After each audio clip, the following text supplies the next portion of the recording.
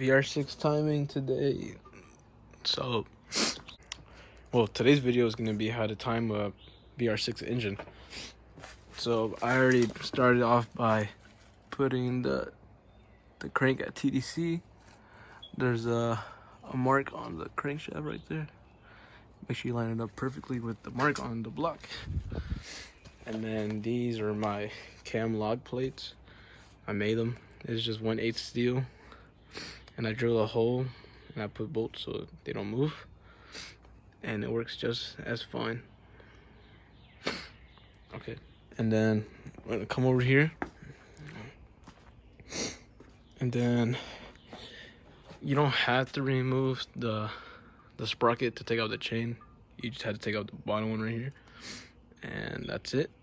I start off by spraying all the holes with carb cleaner to get rid of all of that junk. And then the bolts, I put thread locker on them and I torqued them to spec. And yeah, so that one gets cleaned, that one gets cleaned, that one I believe gets cleaned. These two right here, that one I think forgot what it's for, that one, but yeah. Okay, so you want to start off by putting the bottom chain on first, and then you see the intermediate shaft for the oil pump. Make sure that it's flat with the mark, so parallel. Well, not parallel, but you know, make it flat. So like right there, and then you got your sprocket, and make sure that you see this little notch right here. That's where it sits on the intermediate shaft. So you want to put your chain on the sprocket and make sure it lines up. You want all the slack on the tensioner side. The tensioner goes right here. I'll get back to you guys and show you how it looks, how it's supposed to look. I actually got it first try. So you see how there's a little mark right here on the sprocket. Make sure it lines up with that line on the intermediate shaft. And this key lock, make sure it's also pointing up. And then you see how all the slack is on this side. That's what you want. You want all the slack on this side, because our guide goes right here and it takes up the slack. And then the tensioner goes right here and it takes up the slack as well. I'll show you what it's supposed to look like when you have the guide and the tensioner. Okay, so you're actually supposed to put the guide on first, and then the sprocket. So this is how it's supposed to look. I put thread locker on every single bolt. I clean the threads with carb cleaner of the bolts and the actual threads of the block. So yeah, see how all the slack is now gone. Well, it's not completely gone, but because it's still locked. But yeah, and it's still marked right there. It's still flat.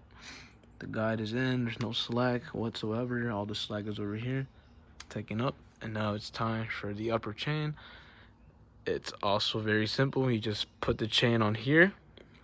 Oh, make sure you put the guides in first. This guide right here, and then the one that goes right here, and the guide pin. Do not forget. And then you just slide the chain on, and then this one you just go right in with your hand, and you put the bolt in, and you're pretty much set. So we've gone this far. Everything's hand tight. I'm just putting everything on to make sure everything's good before I officially torque everything down. This is normal. So yeah, and then the top chain will go on, and yeah, pretty much done. And there we have it, a freshly timed VR6 engine. The upper timing cover will have the tensioner, which will tension the chain up here. So before you actually spin it, make sure you put the upper timing cover. See how the cams are straight with the locking plates. So yeah, just like I said, put the upper timing cover on. Just put like 2 or 3 bolts on there. Spin the engine like 4 times. Make sure to put the crank at TDC, and then make sure you double check the timing, and then you'll be set. All right. There we go, one perfectly timed VR6 engine. Thanks for watching.